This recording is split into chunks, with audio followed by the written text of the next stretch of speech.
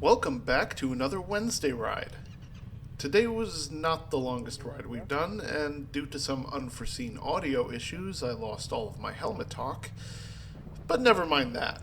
It's time to ride.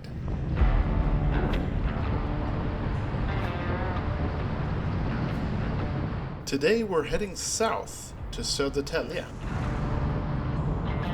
There's some nice roads out this way, but unfortunately there's also a lot of traffic. It's rush hour, and this highway has quite a bit of construction, which slows things down even further.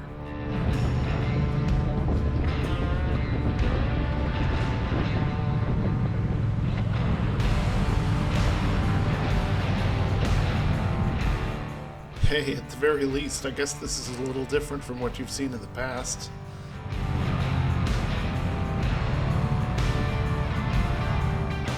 As a motorcyclist, riding in traffic requires a different type of discipline than you would have in a car.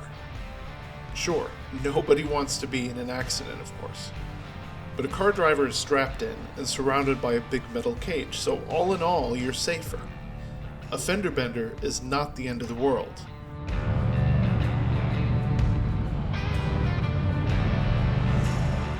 For a biker, it can be.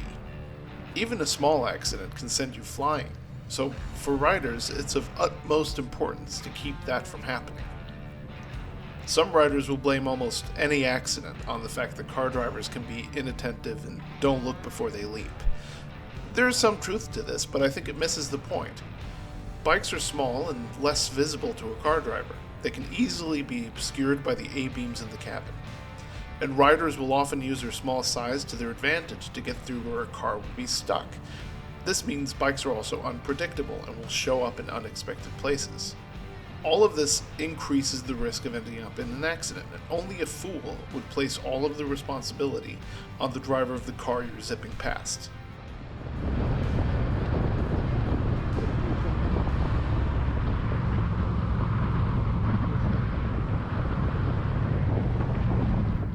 Being aware of the fact that you're invisible is crucial. You should always assume you can't be seen. But bikes aren't entirely at a disadvantage. You have a much better and higher vantage point on a motorcycle than you do in a car.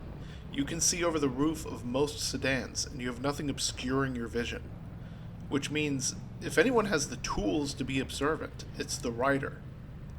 Learning to read traffic behavior, to predict what cars will do before they do it, can save you from a lot of close calls.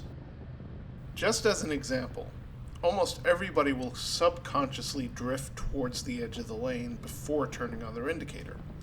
So even before a car explicitly tells you so, it's possible to detect a lane change. Another example is if I'm lane splitting between two packed lanes and I notice there's a gap between two cars on one of the sides, I'll slow down because I know there's a chance somebody will want to move across to seize that gap.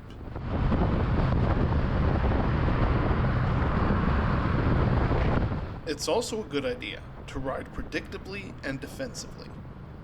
It isn't your job to police the streets or to stake a claim to a spot in traffic. It's your job to ride safely. And that can sometimes mean giving consideration and assisting others when they drive unsafely, to ensure that nothing bad happens and that everyone still gets to where they need to go in one piece. Besides, in any kind of confrontation between a car and a bike, the bike is going to lose.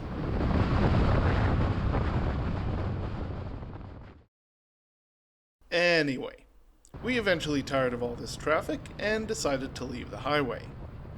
Better to stop for a few red lights than to crawl behind a bunch of brake lights. We also pulled into a gas station to meet up with 3 other riders who were coming with us.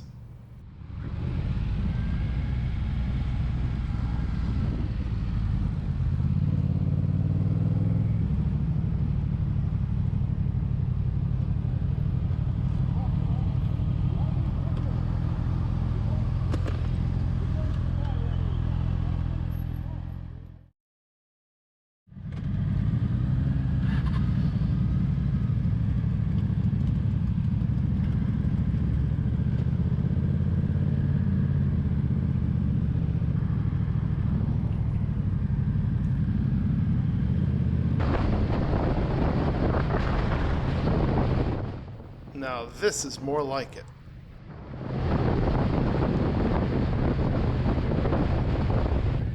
Now for an unassuming right turn.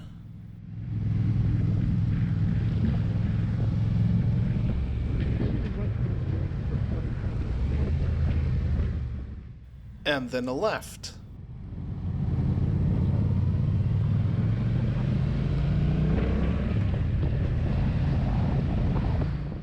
And suddenly the exhaust fumes and horns and heat of rush hour was behind us, and we were back in biker heaven.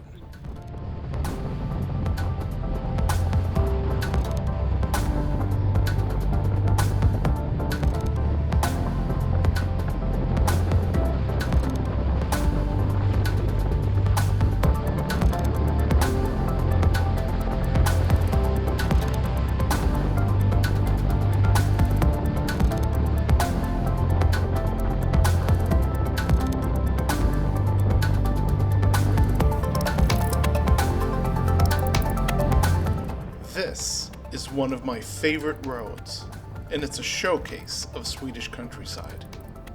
Farmlands, forests, meadows, lakes. This is what we came here for.